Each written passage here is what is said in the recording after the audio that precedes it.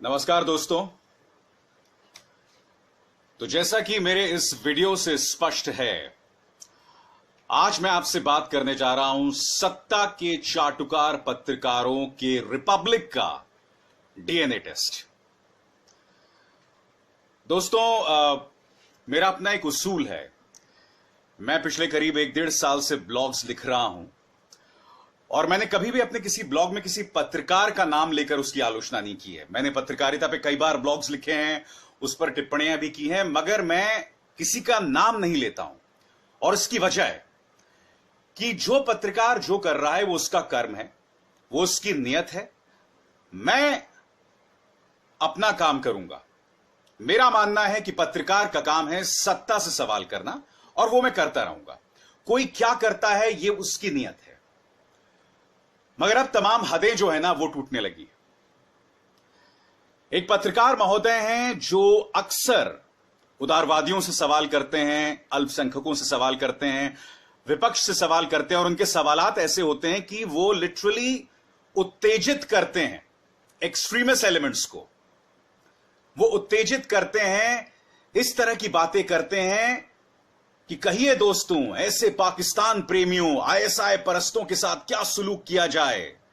यानी कि जैसे कि आपने एक अदालत बना रखी है, आप एक तानाशाह हैं और आप इस तरह से लोगों को भड़का रहे हैं।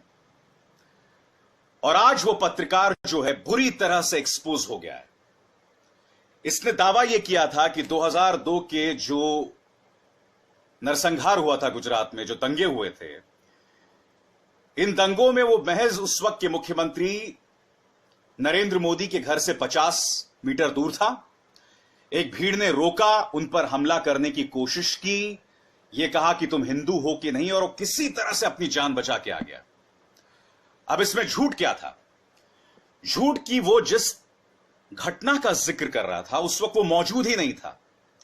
न सिर्फ वो मौजूद नहीं था, बल्कि इस घटना में वो नहीं बल्कि कोई और पत्रकार था, और इस पत्रकार का नाम राजदीप सरदेसाई था। और राजदीप सरदेसाई ने ही दरअसल इस पत्रकार को एक्सपोज किया, और यह उन्हें एक्सपोज किया गया महज 2 या 3 ट्वीट्स के जरिए। वो ट्वीट्स मैं आपको दिखाना चाहूंगा। आपके सामने राजदीप सरदेसाई का यह ट्वीट है जो कह रहे हैं अंग्रेजी में, फोटो अर्नब की है। Wow, my friend Arnab claims his car attack next to CM residence in Gujarat riots. Truth, he wasn't covering Gujarat Ahmedabad riots. Rajdeep ने कहा कि ये कवर भी नहीं कर रहे थे, वहां मौजूद ही नहीं थे। और राजदीप का साथ मिला संजीव सिंह को। संजीव सिंह जो उस वक्त एनडीटीवी के संवाददाता थे, वो खुद कहते हैं, astonishing revelation considering Arnab wasn't in Gujarat when this incident took place. Sanjeev Singh भी कह रहे हैं कि अर्नब वहां मौजूद ही नहीं था। और Nalin Mehta, amazing, because actually the incident happened with Rajdeep in Gujarat riots. We know we were there. यानी कि इस पत्रकार ने न सिर्फ झूठ बोला, बल्कि एक वीडियो जिसमें वो ये झूठ बोल रहा था, और मैं आपको बता दूं, ये वीडियो जहां ये झूठ बोल रहा था, ये जब असम में जब कांग्रेस की सरकार थी। ये इतना पुराना वीडियो है दरअसल। उस वीडियो को डिलीट भी करवा दिया। वीडियो को डिलीट भी करवा दिया। अब ऐसे काम कौन करता है? सबूतों को डिलीट कर देना, सबूतों को साफ कर देना, गवाहों को मौत के घाट उतार देना। फिल्मों में खलनायक काम करते हैं ना ऐसे, आपने फिल्में देखी होंगी।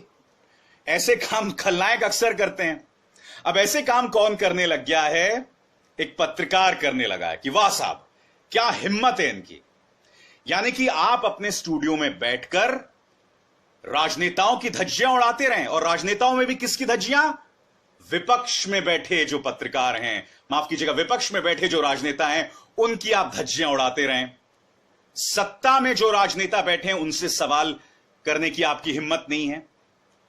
और आपने न सिर्फ डिलीट करवा दिया, बल्कि ये जो तथाकथित चैनल है, इनके मालिक दरअसल बीजेपी से जुड़े हुए हैं, एनडीए के चेयरमैन हैं केरला में। तो जाहिर सी बात है कि यहां पर साफ तौर पर एक ऐसा पत्रकार दिखाई दे रहा है जो सत्ता परस्त पत्रकार है, जो सत्ता से सवाल नहीं करना चाहता है। और जैसा मैंने कहा, यह सज्जन अक्सर मोदी से सवाल करने वाले, यानी कि प्रधानमंत्री मोदी से सवाल करने वाले, व्यवस्था को चुनौती देने वाले उदारवादियों, लेफ्टिस्ट पत्रकारों को निशाना बनाते हैं। और इन्हीं के ऊपर मैंने टिप्पणी की थी, मैं आपको पढ़ के सुनाना चाहूंगा।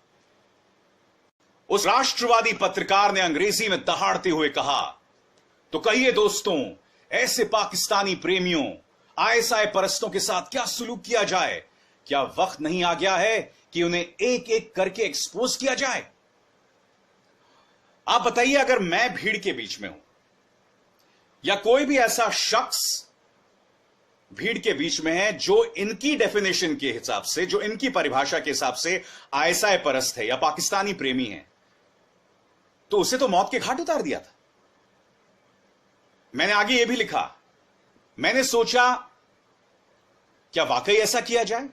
क्या इन तमाम छद्म उदारवादियों को चौराहे पर लटका दिया जाए? क्या उन्हें और उनके परिवारों को चिन्हित करके शर्मसार किया जाए? क्या कुछ दिन पहले एक अन्य चैनल ने एक प्रोपेगेंडा चलाया था जिसे अफजल प्रेमी गैंग का नाम दिया गया। इन्हें देशद्रोही बताया गया। इस देश के नागरिकों को अफजल प्रेमी गैंग कहा गया। और जैसे कि आप जानते हैं कि उस चैनल से माफी मांगने के लिए कहा गया था, मगर उस चैनल ने माफी तक नहीं मांगी। तो यह इनकी बहादुरी है।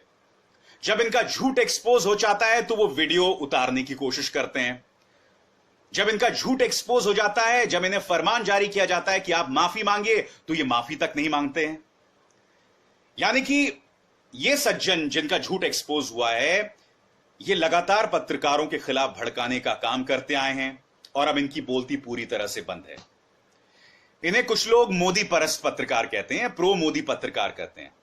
यानी कि सत्ता से सवाल पूछने की इनमें हिम्मत बिल्कुल भी नहीं है। और ऊपर से जैसे कि मैंने आपको बताया कि इनके मालिक भी एनडीए का हिस्सा हैं। दरअसल इस वक्त देश में ऐसे कई पत्रकारों की जमात है जिन्हें प्रो मोदी पत्रकार या प्रो बीजेपी पत्रकार कहा जाता है। मगर आप लोगों में से जो लोग मोदी समर्थक, अगर आप यह सोच रहे हैं कि ये लोग इसलिए समर्थन देते हैं प्रधानमंत्री मोदी का क्योंकि वो दिल से उनकी नीतियों में विश्वास करते हैं, तो आप गलत। क्यों? जैसे मैंने कहा, इस सज्जन जिसे एक्सपोज किया है राजदीप ने, इनके मालिक एनडीए में हैं, यानी खुद बीजेपी के नेता हैं। इसके अलावा एक और पत्रकार हैं जो कुछ सालों पहले तिहाड़ जेल गए थे एक्सटॉर्शन के चक्कर में। एक्सटॉर्शन के चक्कर में तिहाड़ जेल गए थे। अगर वो इस सरकार से सवाल पूछना शुरू कर दें तो उन्हें फिर से जेल जाना पड़ सकता है। तो जाहिर सी बात है, उन्हें अपनी जान बचानी है। एक और पत्रकार मैं आपको बताता हूं, इन पर यह आरोप था कि उन्होंने करीब 548 मिनट एक आर्म्स डीलर के साथ बात की। ईडी, एनफोर्समेंट डायरेक्टरेट, उनसे पूछताछ करना चाहती थी, मगर यह सज्जन सोशल मीडिया से गायब हो गए। क्यों गायब हो गए सोशल मीडिया से? ये क्योंकि इनसे सवाल किए जाते कि तुम आर्म्स डीलर से क्यों बात कर रहे थे, और ये लगातार बीजेपी के पक्ष में या मोदी जी के पक्ष में बयान दिया करते थे। यानी कि तमाम लोग जो मोदी भक्त हैं ना, प्रो मोदी हैं, ये सिर्फ अपनी जान बचाने के लिए, क्योंकि अगर इन्होंने सवाल पूछना शुरू किया तो इन्हें भी जेल जाना पड़ेगा। इनकी मोदी भक्ति अवसरवादिता है।